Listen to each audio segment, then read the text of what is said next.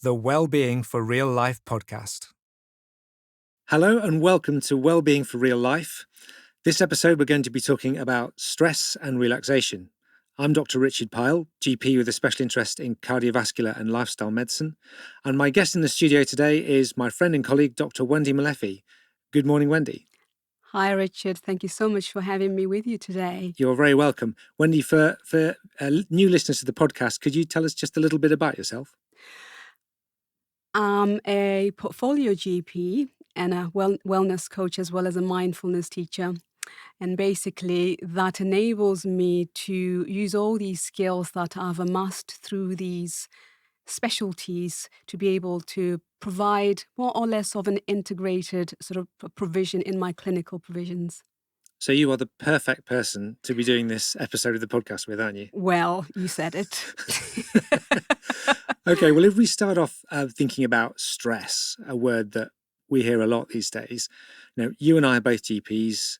We both see patients come in to see us in the surgery.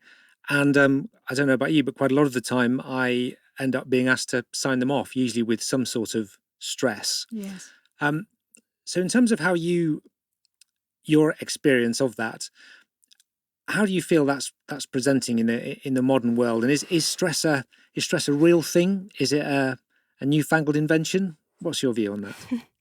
Yeah, I mean, we're certainly as GPs seeing quite a lot of it, especially on the back of the pandemic. And it is a real thing. It is a real thing. And I think, as you alluded to, is very much a reflection of modern life. But I think let's not forget that stress in itself is actually the body's physiological response to pressure, to something that's stimulating us. And evolutionary stress has actually been good for us in that it has allowed us to keep ourselves safe away from danger, as it were. So it is this sort of, I guess, as humans with our lifestyle, we tend to allow stress to linger. It becomes this chronic sort of problem. And I think that's something that you talk about quite a lot as well, Richard. The sort of chronic stress and the impact of it in our bodies and in our lifestyles. Absolutely. I mean, I agree with you. I think the ability to leap into action and jump out of the way of a bus or run away from a hungry predator is clearly really important.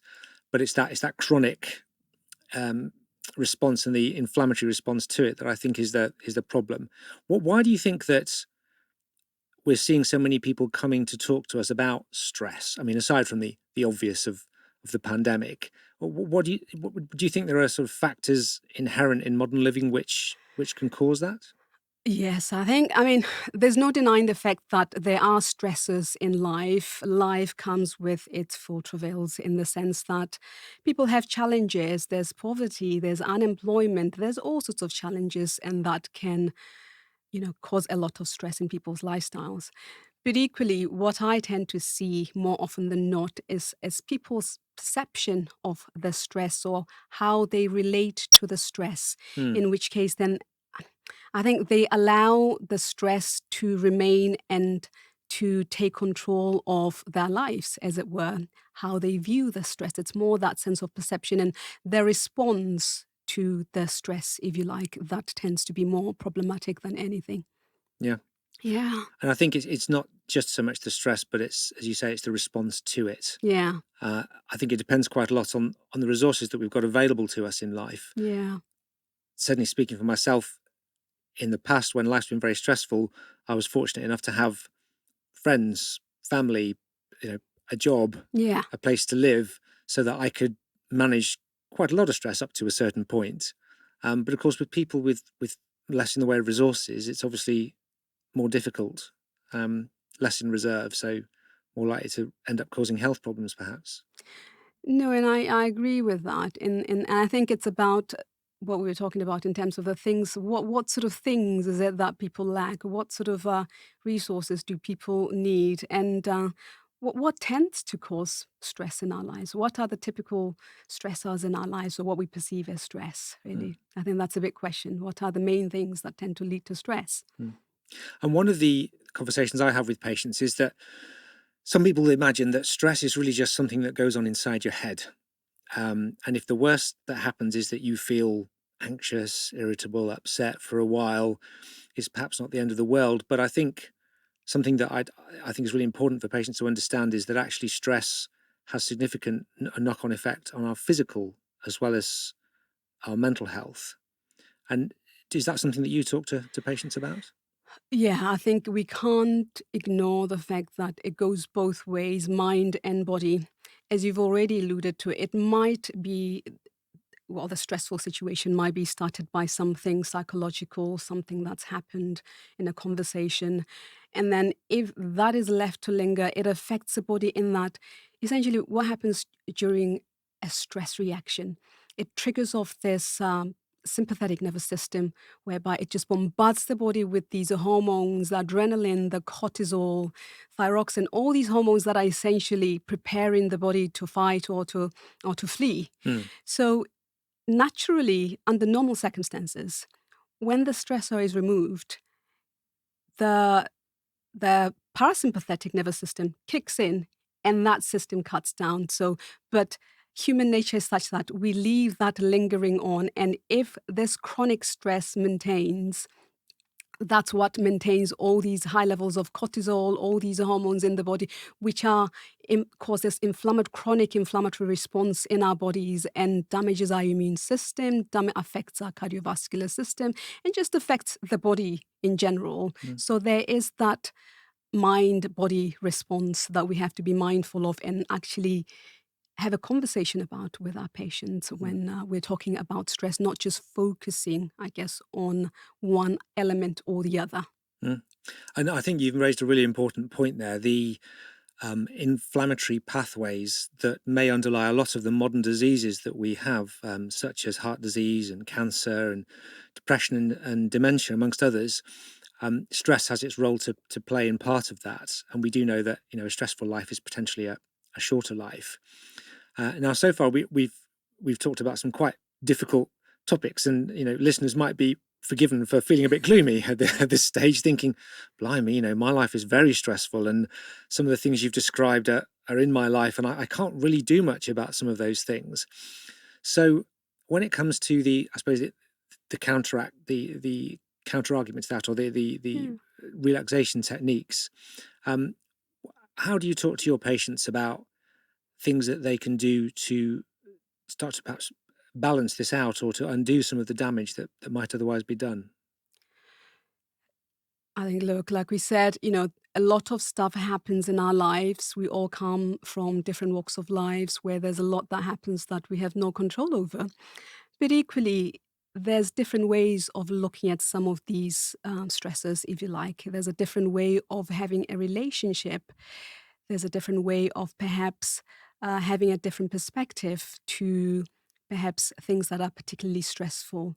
It all starts with maybe addressing the basics, you know, thinking about the basics. And we're talking about sleep, just ensuring that you're sleeping well, you have a really good sleep routine to ensure that you have restful sleep. And it's during sleep that the body actually heals from all this Mm. inflammatory stuff that's floating about in the body. You're allowing the body to heal and to replenish and your immunity to regenerate. So sleep is very good. Nutrition certainly is very important these days that we think about food as medicine. So thinking about the kind of foods that we're eating in order to yet again heal our bodies, ensure that we are giving our bodies the natural resources to minimize the impact of whatever's coming at us from all ends. Mm. Hydration is very key. It's very important that we're drinking enough water. Our body relies quite a lot on water. I think over 90% of our bodies is water. So it's important to keep well hydrated. And what else? I don't know. What else, Richard? What do you think? Well, you've made some good points there. I think some of those things, the way I put it to patients is that if stress is essentially or causes an inflammatory process, then I encourage people to think about what is anti-inflammatory in their lives. That's true. You know, what can they do to begin to address some of this? And you've touched upon some of them. So sleep, so fundamentally important movement. It's interesting looking at things like food and relaxation exercises and mindfulness, which we're going to talk more about. Yes. There is objective evidence that if you measure inflammatory markers, doing blood tests in people who are stressed, that they are raised. And using some of these measures, including mindfulness, as you are no doubt very well Yes. aware, you can actually measure a drop in those levels of inflammation as well. And whether that's a directly causal thing or just an association, it clearly suggests that it's worth looking at. So I talk to people about what they can do that they have control over, Yeah. whereas some of these other things perhaps are outside of their control. And the Yeah. pandemic, I think, has been a good example of that. Yeah. They can't control government policy, whether they have to self-isolate if they go on holiday or not, and rules about school and homeworking and all that kind of stuff. But there are little bits each day that people could take back. And sometimes even just 5 minutes a day, whether that's breathing exercises, listening to some of your favorite music, going for a walk outside, spending time with your loved ones, even just really, really simple measures like that can be the start of something really good. Absolutely. I couldn't agree more, in the sense that that really enables you to see that there are actually other good things in life. You can sort of start to appreciate that, even though there might be a situation that you have no control over, there are other things, there might be other good things that are happening in your life that you can be grateful for. Mm. And that in turn helps you to have a different perspective to what might have felt quite heavy at the beginning. You begin maybe perhaps to reframe it and see it as maybe an opportunity even to approach whatever the problem might be differently. So the sense of having a different perspective to what's happening in your life, it enables you to see that there's choice. There's more than one way of responding to a situation. And the old saying also that this too shall pass. Stress won't always be there. Life is not unfair like that. There are good moments in life to enjoy as well. Perspective is important, isn't it? Yes. Two of the phrases that I heard a lot at the beginning of the first lockdown was, "This too will pass," Yes. "We'll meet again," those kind of things. And it's easy to trot those out, but I think it's important to remind ourselves of that. Now, you and I are going to talk in much more depth about mindfulness. We do that in another episode of the podcast. But in case anybody was unlucky enough just to only listen to this episode of the podcast and not the other one, if you were to describe simplistically, how would you describe mindfulness to someone who's listening, and how they might start to explore that? Yes. I mean, simply put, mindfulness really, it's a cultivation. And I like that word, cultivation.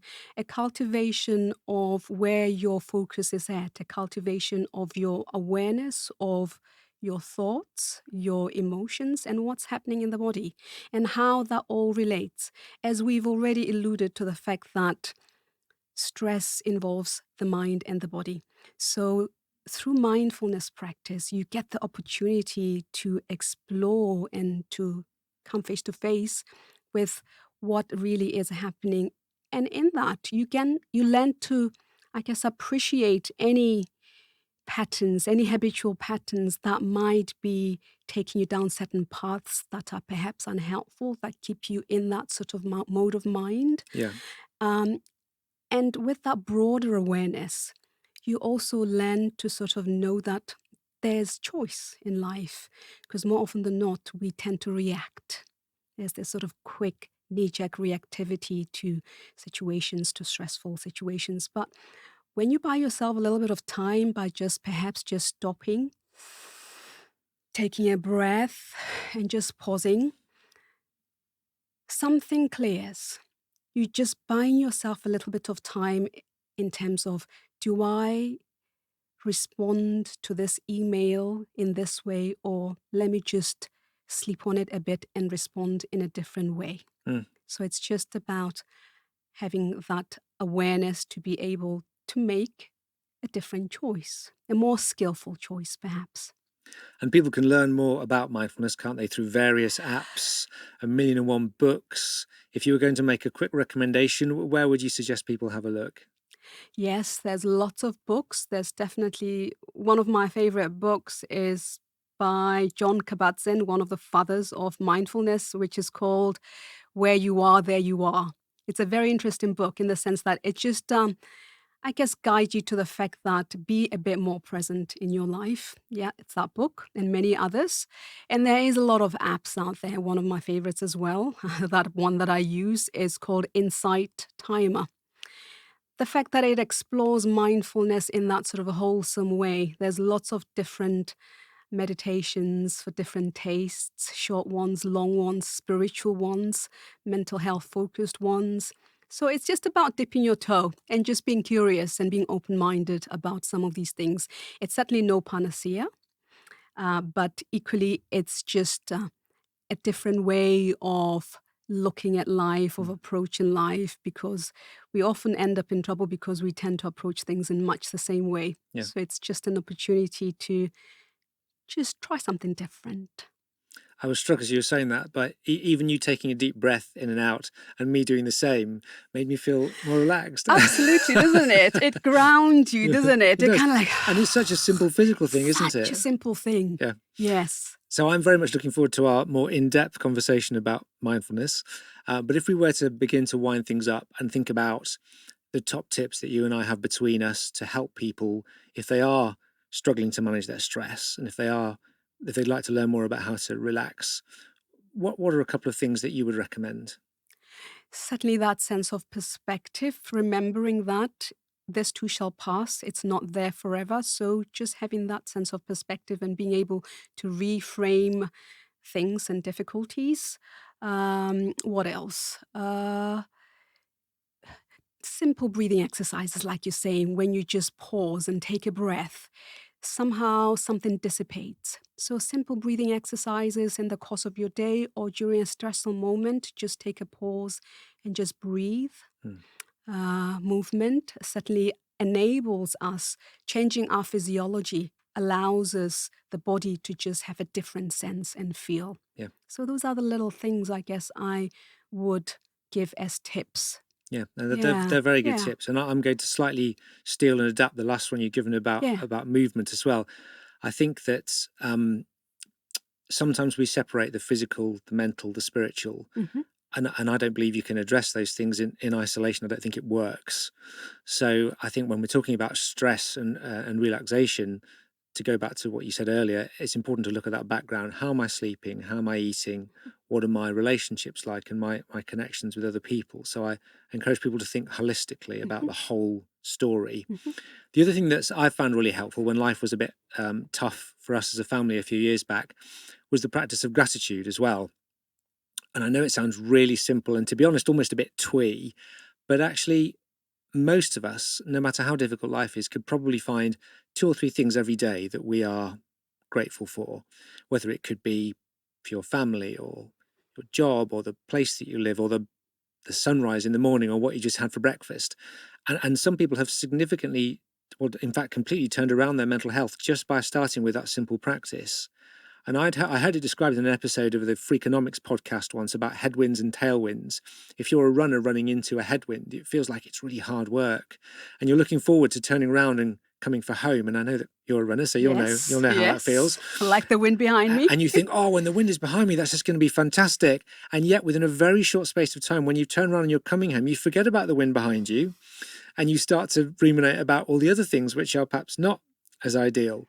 And we all have tailwinds in our life, particularly, if we're fortunate enough to have a good job and to live in a nice place, which I know not everyone does, but all of those things are just worth remembering. And I've certainly done that in the past, and doing that just every day before you go out to work on a Monday morning when you're bracing yourself after the weekend as a GP, I certainly recommend as one of my tips as well. Absolutely. It sets the tone for your day. Well, Wendy, I think we're coming to the end of this episode of the podcast. It has been a real pleasure speaking to you. Thank you very much for your top tips. And I'm really looking forward to our further episode of talking about mindfulness together as well. Thank you. It's been a pleasure. Take care. You've been listening to Wellbeing for Real Life with me, Dr. Richard Pyle. If you've enjoyed this episode, please give it a nice review and tell other people about it. If you'd like to learn more, my book Fit for Purpose is out now, published by Harper Inspire and available in paperback, ebook and audiobook. You can also follow me on Twitter, YouTube and my website wellbeingforreal.life. This podcast was recorded at Monkeynut Audiobooks. Until next time, take care of yourself.